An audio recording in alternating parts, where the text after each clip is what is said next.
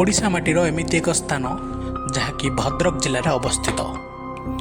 ଦ୍ୱିତୀୟ ଜାଲିଆନାୱାଲାବାଗ ହତ୍ୟାକାଣ୍ଡ ଭାବରେ ପରିଚିତ ସେହି ରକ୍ତତୀର୍ଥ ଇରମ।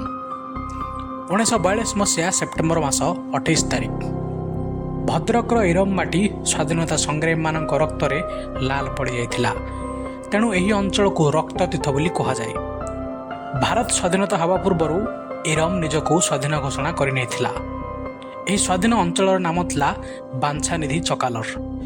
ବାଞ୍ଛାନିଧି ଚକାଲର ଥିଲା ନିଜର ସରକାର, ନିଜର ଆର୍ମି, ନିଜର ସପ୍ଲାଏ, ନିଜର ଇଣ୍ଟେଲିଜେନ୍ସ।